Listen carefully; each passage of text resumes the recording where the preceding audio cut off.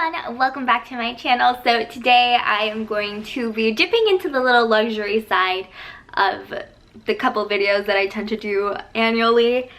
I know it's not really like my content here, but you know, we are all stuck with not much to do right now, so I thought it'd be fun to kind of look at my luxury wish list from last year and kind of see where my thoughts are on that, and you know, see how much my opinion has changed from a year.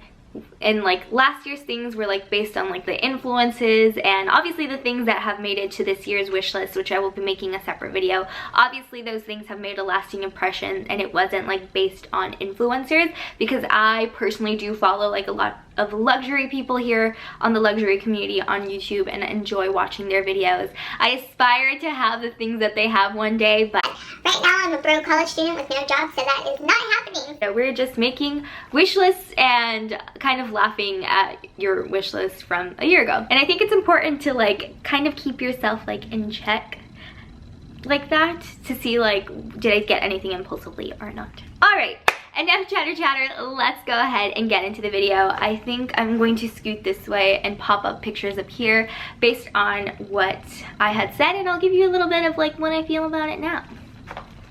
So one of the things that I wanted last year was the Louis Vuitton key pouch that everyone has. It's $200 I think, and you can never find the monogram one because everyone wants that one.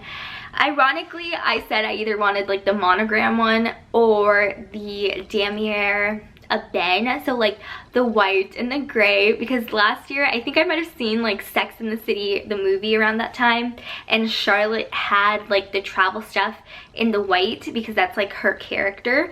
I know I've been watching Sex and the City, even though it's like not quite my generation. But I think I was definitely influenced in that one, because last year I also said I was iffy about monogram, and now I feel like I totally love monogram, and I'm just like, monogram everything. So how do I feel about it now, this year, 2020, a year later, literally? I actually still wanted this back in December, but I think that was definitely because of the craze, like the craze surrounding like having this key clave, how impossible it is to find. But the more I think about it, so I completely lost my train of thought because my brothers dropped something and I had to go like check it out. But I was saying that I definitely didn't like monogram in the key pouch, and that was definitely an influence. But I was saying that I realized it was like $200, and I just feel like for $200 I'd rather put that towards an actual bag itself if I had the $200 than spending it on something that I would put like things I wouldn't normally put in it. Like I always carry my wallet because I have a bunch of different things I carry with me, even though it's not like a full-size wallet. So it just wouldn't make sense to me to like attach my keys to it, because my keys are very heavy as it is, because it has like a giant like Bath & Body Works puff on it with hand sanitizer. So I just wouldn't want to like put my ignition, like more weight on my ignition. It's easier to spend like $200 than let's say like $1,000 on something. And you know, it was just like the like everyone's first like Louis Vuitton piece was normally just like that, and I think that's why I was more influenced to have it. And like I said, back in December I still wanted it, but I was watching Stella, who is a flight attendant but also has like her own like luxury channel, and she kind of made a point where it's like, why would you spend like, she had like a coin case, she spent like $500 or something crazy like that on a Chanel coin case, $500 to put like change in it. That's kind of what kind of took me out of like wanting it, because it's like you're spending so much money to put like less things in it. And I know you could use that logic with a bag, but that's different. Like a bag is seen, you're seeing it, while like the key pouch or like the coin, whatever you want to use it for, like you don't really see it that often because it's inside of your purse. So that is something that is no longer on my wish list, but again, this isn't that video. So next thing on my wish list was the Chanel Classic Flap in Caviar in the black and gold hardware. This is something I still want. It's not something that I'm specifically saving up for, because when the time comes of me having that, I want it to be special. I don't want to just get it to get it. I want there to be like some meaning behind it, but it is definitely something that I still want. I don't know if I said like a size specifically, but I think I'd actually want to get the small, because the more I've seen, like, you know, a year has passed of me like watching luxury people who have this bag, and the shorter girls, because I am only 5'1" and a half, 5'2" on good days, but I am only 5'1" and a half, and that half inch does count. Like, it is there, it exists. I'm not just 5'1". The small one actually like makes more sense with the frame.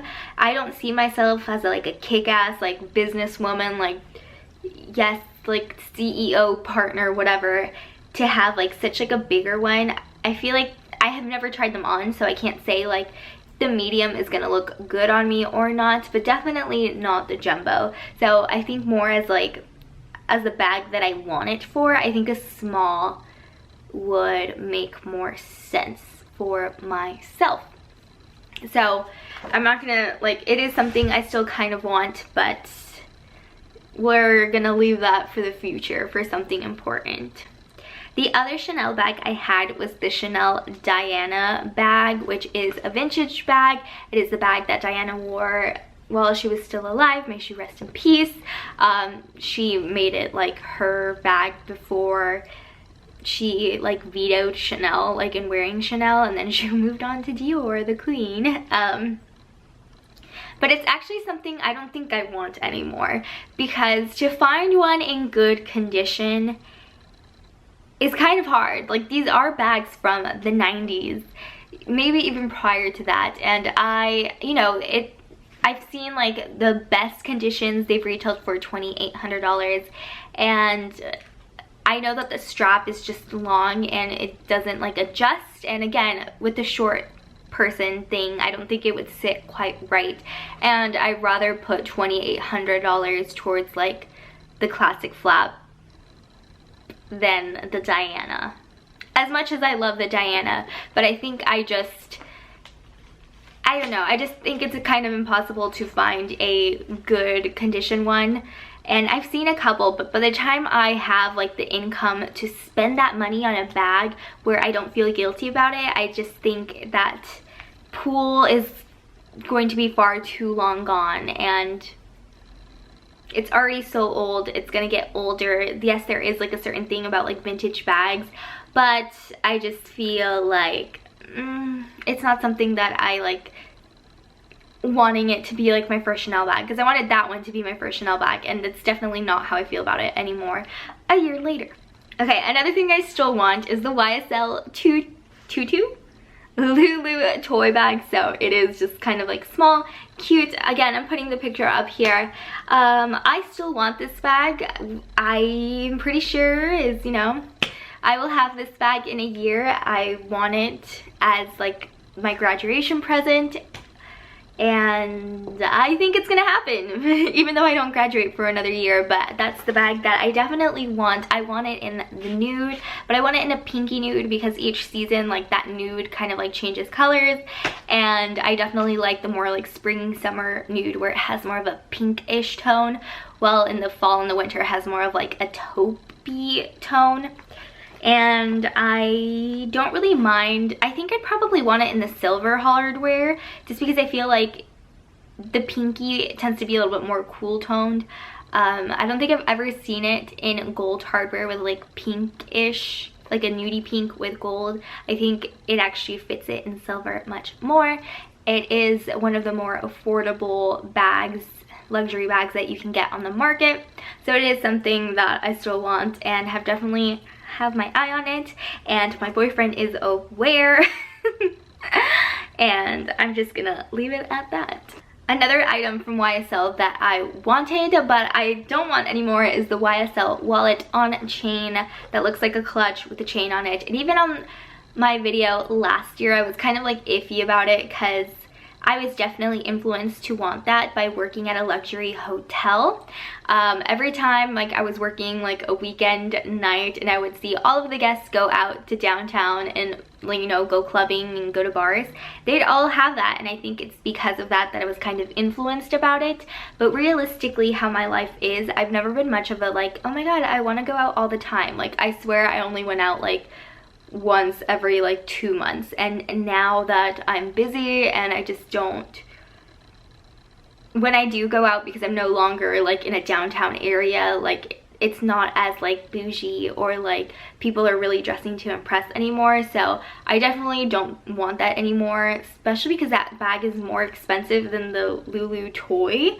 And I'm just like, I've had clutches that I can use to go out, and I've had them for years and years and years, and I like barely use them unless it's like a special occasion, and I feel like I don't need that in a designer situation. Okay, up next, I kind of figured this was gonna happen, especially because this was definitely a YouTube influence, and now that I look at this bag, I think it is so ugly.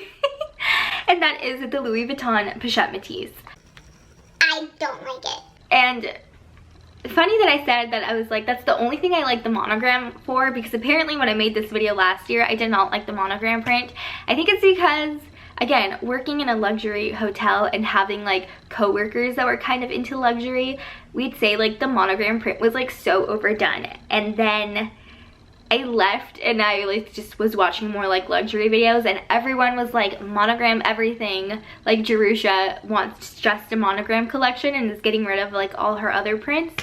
And I think that's kind of what like made me like monogram print more. So it's funny that like last year I didn't like it around this time, or like I liked it sometimes.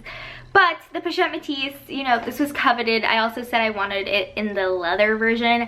I just think it looks like a satchel, and I am not a satchel like purse wearer, and it's just funny to see it because it's still a hard bag to get in my opinion, especially in the monogram. And I even considered the reverse monogram, and now I'm like, girl, like the reverse monogram, like no. So like I said, it's $2,000. I can invest in something else, not even the hypothetical $2,000 that I have, because I don't have $2,000 to spend on a bag right now. No thanks.